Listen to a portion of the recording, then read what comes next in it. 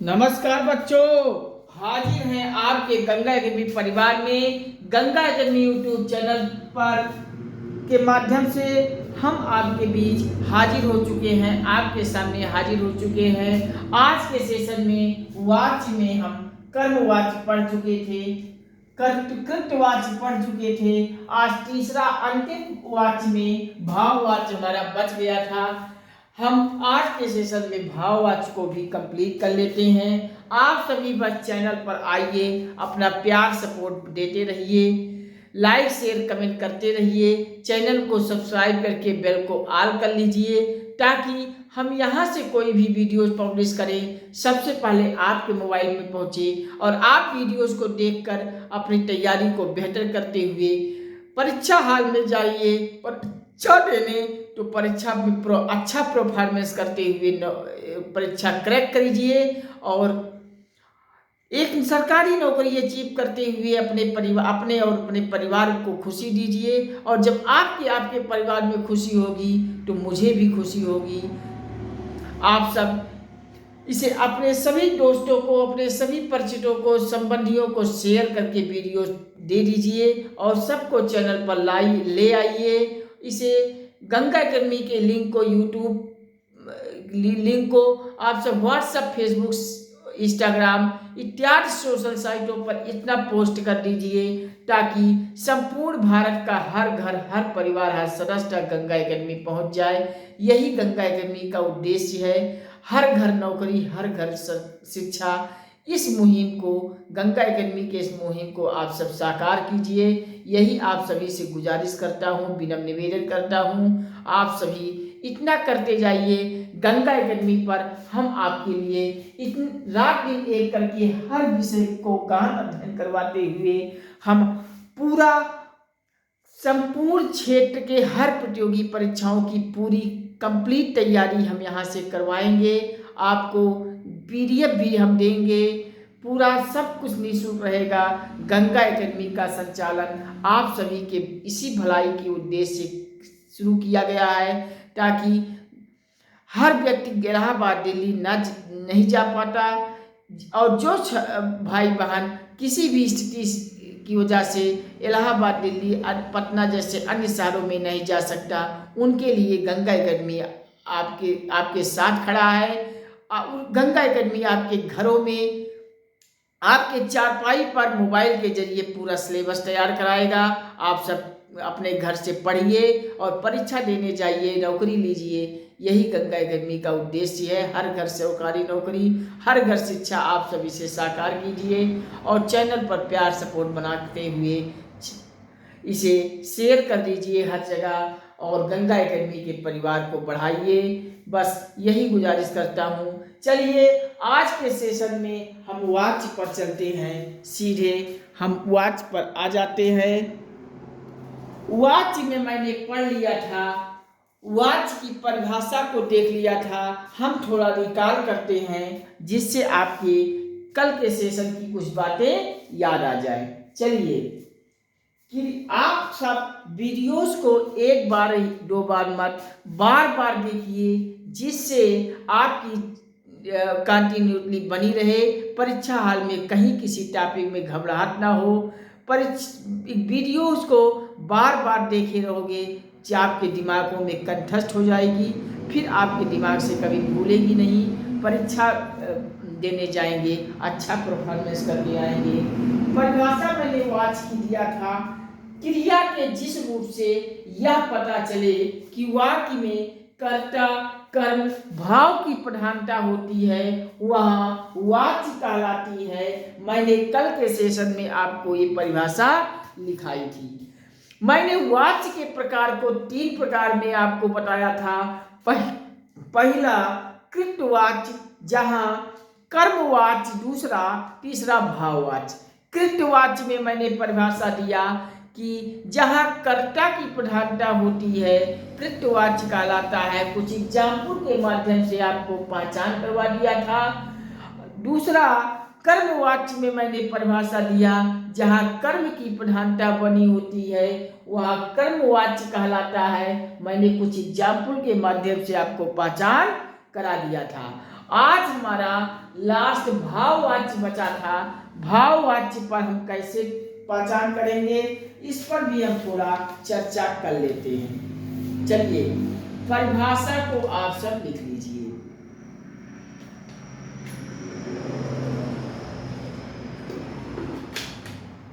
चलिए, परिभाषा को लिख लीजिए। जिस वाक्य में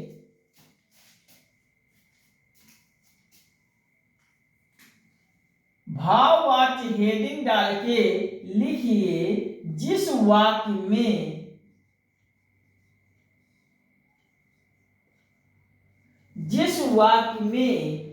भाव की प्रधानता बनी होती है, जिस वाक्य में भाव की प्रधानता बनी होती है,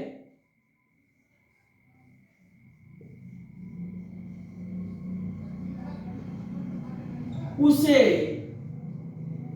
भाववाच्य कहा जाता है।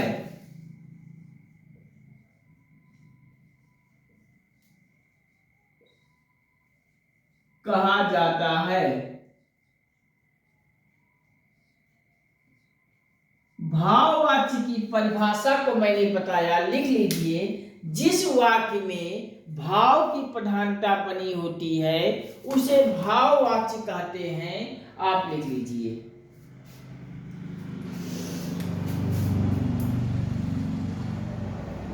पॉइंट बना के, स्टार बना के कुछ बातें और लिख लीजिए भाववाच्य में। जैसे भाववाच्य का प्रयोग, अगले लाइन से स्टार बना के आप एक पॉइंट बना के लिख लीजिए। भाववाच्य का प्रयोग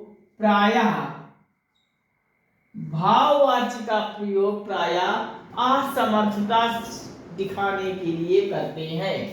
भाववाच्य का प्रयोग प्रायः असमर्थता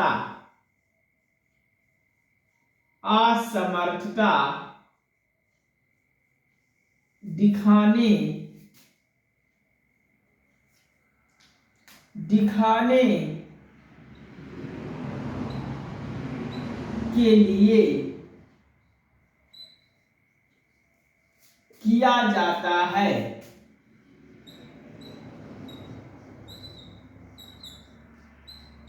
किया जाता है। भाववाच्य का प्रयोग प्रायः असमर्थता दिखाने के लिए किया जाता है। असमर्थता को आप अंडरलाइन करके इन्वर्टेड कामा में लिख लीजिए। भाववाच्य की परिभाषा मैंने कर दिया। जिस वाक्य में भाव की प्रधानता बनी होती है भाववाच्य कहा जाता है। भाववाच्य का प्रयोग प्रायः असमर्थता दिखाने के लिए किया जाता है। जब वाक्य में कहीं असमर्थता का भाव दिखाना हो तो वहां भाववाच्य का प्रयोग करते हैं। भाव की प्रधानता बनी होती है। आप लिख लीजिए। कुछ एग्जाम्पल हम आपको बता देते हैं इस पर, जिससे हमें भाववाच्य की से संबंधित जो भी एग्जाम्पल आए, क्वेश्चन आए, सेंटेंसेस आए, हम भाववाच्य को बड़ी ही आसानी से पहचान कर लें, कहीं किसी प्रकार की असुविधा ना हो। हम भाववाच्य पर ऐसे ट्रिक से हम आपको बताएंगे कि अब भाववाच्य का सेंटेंस देखते ही आप सब पहचान जाएंगे, कहीं किसी प्रकार की कंफ्यूजन नहीं होगी। अगर किसी प्रकार की कंफ्यूजन, कहीं कठिनाई आ रही हो, कमेंट में आप लिखेंगे, हम पुनः आपको फिर समझाएंगे। चलिए, एग्जाम्पल आप लिखिए भाववाच्य की। भाववाच्य के एग्जाम्पल को हम कैसे पहचाने कि ये भाववाच्य है। जैसे लिख लीजिए, उसे घर आने नहीं दिया जाता। उसे घर आने नहीं दिया जाता। उसे घर आने नहीं दिया जाता। दिया जाता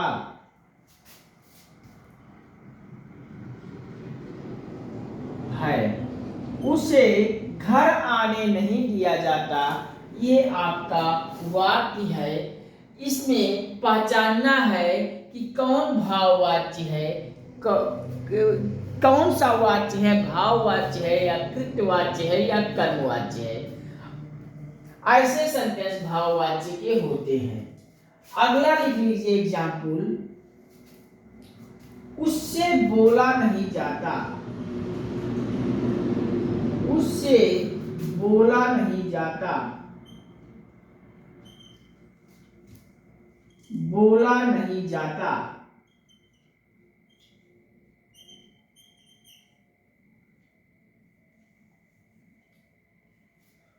उससे बोला नहीं जाता।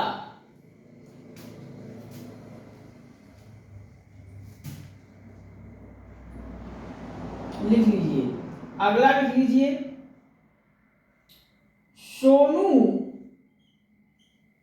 से देखा नहीं जाता, सोनू से देखा नहीं जाता।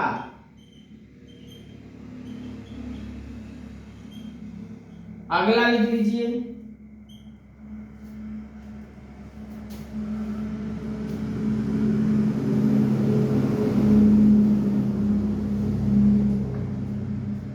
उससे खाया नहीं जाता, खाया नहीं जाता।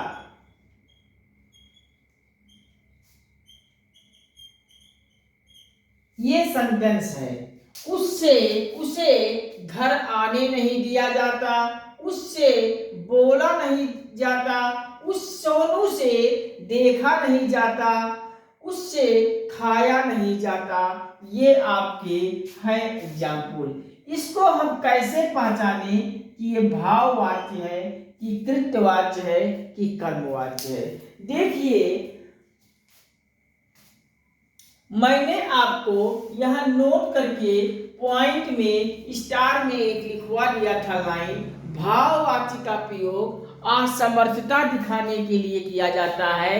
जब हम किसी कार्य के लिए समर्थ नहीं होते हैं, असमर्थता व्यक्त किया जाता है भाववाच्य में, तो उसे घर आने नहीं दिया जाता। असमर्थता है कि नहीं, घर आने नहीं दिया जाता, असमर्थता बनी हुई है।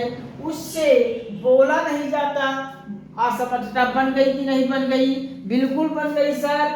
सोनू से देखा नहीं जाता, असमर्थता बनी कि नहीं बनी। उससे खाया नहीं जाता, असमर्थता बनी कि नहीं बनी।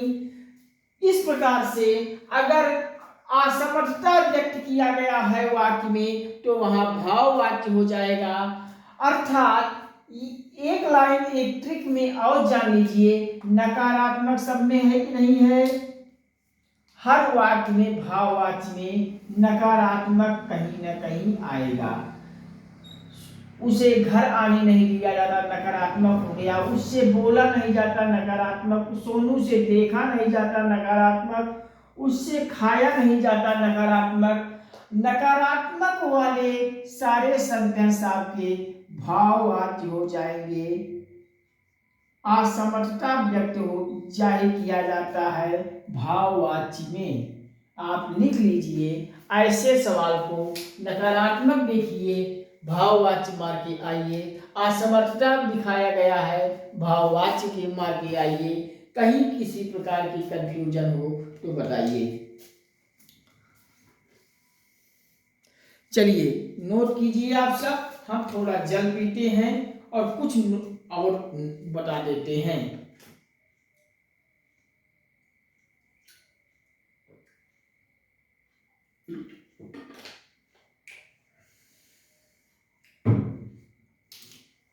चलिए हम नोट कर अगले सवाल पे चलते हैं। हम इसको इरेज करते हैं। आप लिख लिए होंगे।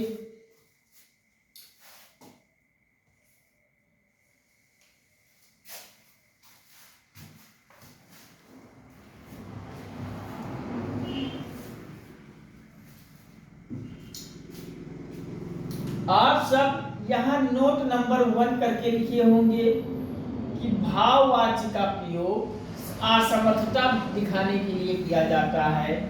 फिर नोट नंबर 2 लिख लीजिए। नोट नंबर 2 लिख के आप स्टार बना के या बिंदु बना के लिख लीजिए। कभी कभी लिख लीजिए, कभी कभी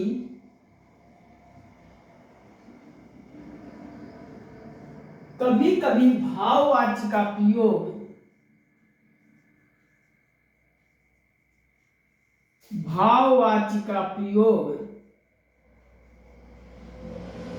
समर्थता में भी किया जाता है। समर्थता में भी प्रयोग, समर्थता में भी करते हैं। मैंने आपको बताया कि भाववाची का प्रयोग यहाँ असमर्थता दिखाने के लिए किया जाता है, लेकिन कभी कभी असमर्थता नहीं बल्कि भाववाची का प्रयोग समर्थता दिखाने में भी करते हैं, अर्थात समर्थता में भी करते हैं। ऐसे सवाल, ऐसे क्वेश्चन कैसे आते हैं, इस पे भी हम थोड़ा एग्जाम्पल से आपको पहचान करवा दें। चलिए एग्जाम्पल लिखिए। जैसे रावण ने सीता का हरण किया। सीता का हरण किया। रावण ने सीता का हरण किया। इसमें सीता का हरण करने वाला कौन है? रावण है। रावण है तो ये आपका क्या हो जाएगा? काम करने वाला रावण होगा, अर्थात ये आपका कृतवाच्य बनेगा। बना कि नहीं बना? कृतवाच्य बनेगा। अगला एग्जाम्पल लिख लीजिए। हम कृतवाच्य, अब एक कर्मवाच्य भी आपको बता दें। रावण द्वारा, इस तरह से अगर लिखा जाए, यही रावण द्वारा सीता का हरण किया गया। रावण द्वारा सीता का हरण किया गया। अब किसी का, सीता का हरण किसी के द्वारा हुआ? रावण के द्वारा हुआ। यहाँ कर्मवाच्य आ जाएगा। कर्मवाच्य। मैंने आपको कृतवाच्य को पिछले सेशन के वीडियो में मैं एक्टिव वॉइस बताया था आपको। इसी को एक्टिव वॉइस कहते हैं, कृतवाच्य को। और कर्मवाच्य को मैंने पैसिव वॉइस बताया था। आप लिख लीजिए पैसिव वॉइस। पैसिव वॉइस बताया था। और इंग्लिश में हम पैसिव वॉइस में बाई लगा के सब्जेक्ट को ऑब्जेक्ट करते समय बाई लगाते हैं, वही द्वारा है। बाई मतलब द्वारा, किसी के द्वारा काम करवाई जाती है कर्मवाच्य में। और जब वही व्यक्ति काम करता है तो कृतवाच्य हो जाएगा। आप लिख लीजिए। अब हम चलते हैं भाववाच्य के समर्थता पे। भाववाच्य कभी कभी समर्थता में प्रयोग कैसे किया जाता है, एक एग्जाम्पल इस पे भी कर लीजिए। जैसे रावण से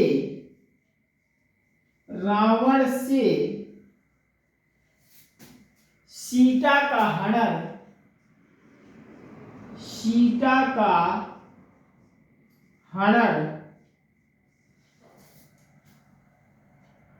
किया गया।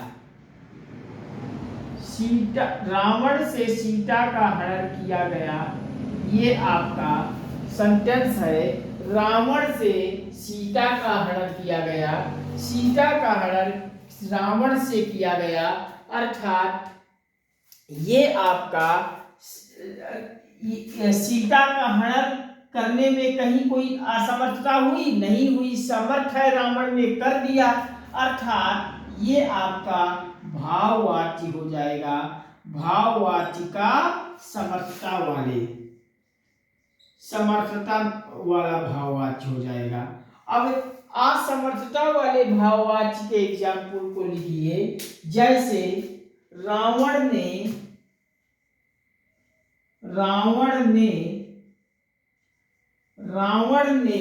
सीता का हनन, रावण ने सीता का हनन नहीं किया, सीता का हनन रावण से सीता का हनन नहीं हुआ। अब रावण से सीता का हनन नहीं हुआ तो यहाँ असमर्थता जाहिर हुआ कि नहीं हुआ? नकारात्मक आया कि नहीं आया? जब नकारात्मक हुआ, असमर्थता जाहिर हुआ तो भाववाची तो होगा ही होगा, भाववाची का ये असमर्थता वाले एग्जाम्पल बनेंगे, असमर्थता के दृष्टिकोण में। चलिए इतना लिख लीजिए, कहीं किसी प्रकार की कंफ्यूजन हो तो बताइए।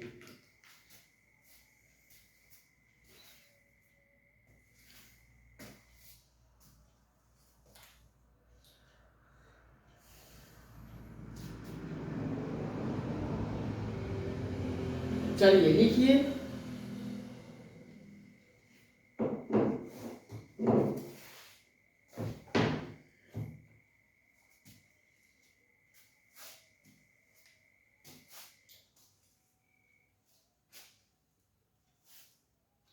भाववाची में मैंने आपको बताया, जिस वाक्य में भाव की प्रधानता बनी होती है उसे भाववाची कहा जाता है।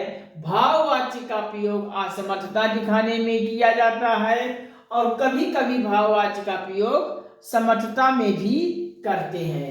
श्री रावण ने सीता का हनन किया, सीता का हनन रावण के द्वारा की जा रही है, कृत्यवाच्य होगा, जिसे एक्टिव वॉइस भी कहते हैं इंग्लिश में।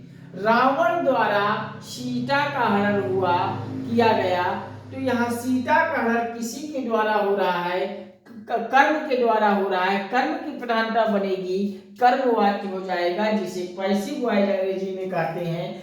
मैंने अंग्रेजी में हम सब पैसिव वॉइस पढ़ते समय सब्जेक्ट को जब ऑब्जेक्ट में करते हैं तो बाई लगाते हैं कि नहीं लगाते हैं? तो वही द्वारा लगाकर आप यहाँ देख लीजिए, कर्मवाच्य हो जाएगा।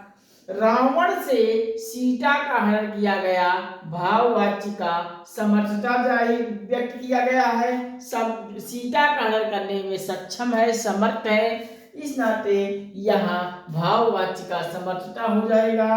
रावण से सीता का हनन नहीं हुआ तो नकारात्मक असमर्थता, असमर्थता में ये भाववाच्य आ जाएगा। लिख लीजिए, कहीं किसी प्रकार की कंफ्यूजन हो तो बताइए।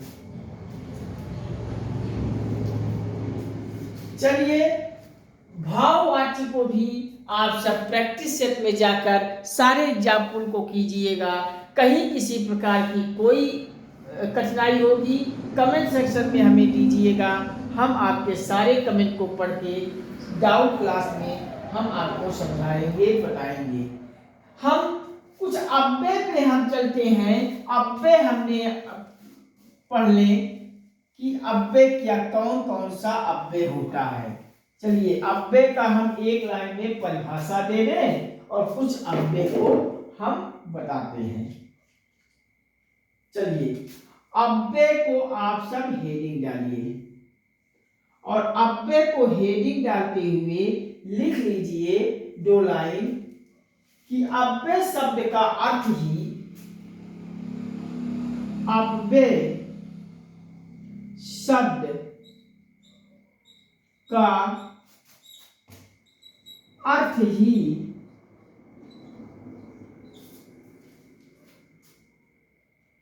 है कि अव्यय शब्द का अर्थ है ही कि जिस शब्द का कुछ भी व्यय ना होता हो, कि जिस शब्द का कुछ भी व्यय ना होता हो उसे अव्यय कहते हैं। अव्यय की परिभाषा को लिख लीजिए। अव्यय शब्द का अर्थ ही है कि जिस शब्द का कुछ भी व्यय ना होता हो, इसे हम अव्यय कहते हैं। अव्यय में कुछ एग्जाम्पल आप लिख लीजिए। अव्यय में कौन कौन सा शब्द आता है? ऐसे शब्द अगर कहीं प्रतियोगी परीक्षा में आपसे मुकाबला हो तो आप ऐसे शब्द को देखते ही अव्यय आपसे पूछा जाता है तो वही शब्द को अव्यय मार के चले आइए। जैसे कोई शब्द सेंटेंस आपको दे दिया जाता है और पूछ लिया जाता है निम्नलिखित में से अव्यय कौन है, तो आप ऐसे वर्ड को अगर देखेंगे तो अव्यय मार के चले आएंगे। आंख मूंद के, गलत नहीं होगा, सही हो जाएगा। चलिए लिखिए। जैसे आज, आपसे आज की क्वेश्चन चर्चा हुई कहीं। कल, तेज, आज कल तेज, धीरे, अरे, अरे, ओ किंतु, किंतु, पर टाकी, पर टाकी, इस प्रकार से ईटीसी इत्यादि आपके ऐसे आपके अव्यय हैं जिनका कहीं व्यय नहीं होता है, जिनका कोई अर्थ नहीं निकलता हो, ऐसे शब्द को अव्यय कहते हैं। आप लिख लीजिए। आज, कल, तेज, धीरे, अरे, ओ, किंतु, पर, ताकि किसी वाक्य में मिले और अव्यय पूछा जाता है तो आप मार के चले आइए। आपका एक सवाल सही हो जाएगा और आप का क्वेश्चन आपको मिलेगा। चलिए आज के सेशन में इतना ही। इसके आगे के सेशन में हम आपसे अगले टॉपिक पर फिर डिस्कशन करेंगे, बहुत जल्द आएंगे।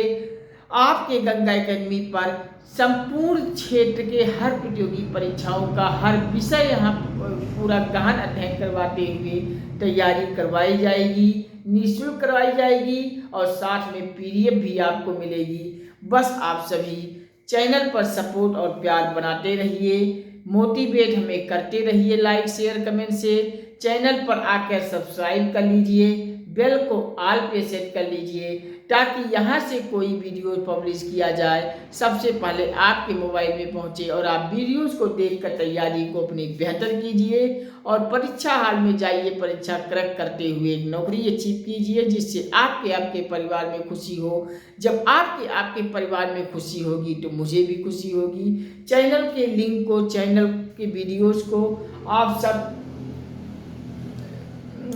अपने परिचितों में, दोस्तों को, संबंधियों को शेयर करके चैनल पर सबको ले आइए। व्हाट्सएप, फेसबुक, इंस्टाग्राम पर इसके लिंक को, सब वीडियोस को इतना शेयर कर दीजिए, इतना पोस्ट कर दीजिए कि संपूर्ण भारत के हर घर, हर परिवार, हर सदस्य तक पहुंच जाए। गंगा एकेडमी के उद्देश्य का यही साकार कर दीजिए। हर घर नौकरी, हर घर शिक्षा, इस मुहिम को आप सब साकार कीजिए। संपूर्ण भारत के हर घर, हर परिवार, हर सदस्य तक पहुंचा दीजिए। इतना आप सभी से गुजारिश करते हुए विनम्र निवेदन करता हूं। आप सब इतना कर देंगे तो हम आपके लिए रात दिन एक करते हुए कितना संघर्ष करते हैं। एक वीडियो बनाने के लिए 4 घंटा, 5 घंटा, 6 घंटा हम संघर्ष करते हैं, तब जाके आपके लिए वीडियोस बन पाता है। आपके लिए हम रात दिन संघर्ष करते हैं तो थोड़ा आप मेरे लिए इतना कर दीजिए। बाकी इतना अगर आप सब करते जाएंगे, परिवार की संख्या को बढ़ाते जाएंगे तो हम आपके इसी गंगा एकेडमी पर संपूर्ण क्षेत्र के हर क्षेत्र की प्रतियोगी परीक्षाओं की अलग अलग पीडीएफ सब बन जाएगी। आपको जिस फील्ड की प्रतियोगी परीक्षा को देना है आप उस प्लेलिस्ट में जाइए, सारे वीडियोस को देख लीजिए, PDF पढ़ डालिए, आपकी परीक्षा कभी नहीं रुकेगी। ये हमारा वादा है। बस आप सब इसे मुहिम को साकार करते हुए गंगा अकेडमी परिवार में सबको लाइए, शामिल कीजिए और सब्सक्राइब करते हुए बेल को ऑल पे सेट कर लीजिए। ठीक है, आज के सेशन में इतना ही। इसके आगे के सेशन में हम बहुत जल्द फिर जुड़ते हैं। नमस्कार, thank you watching for this video. जय हिंद, वंदे मातरम।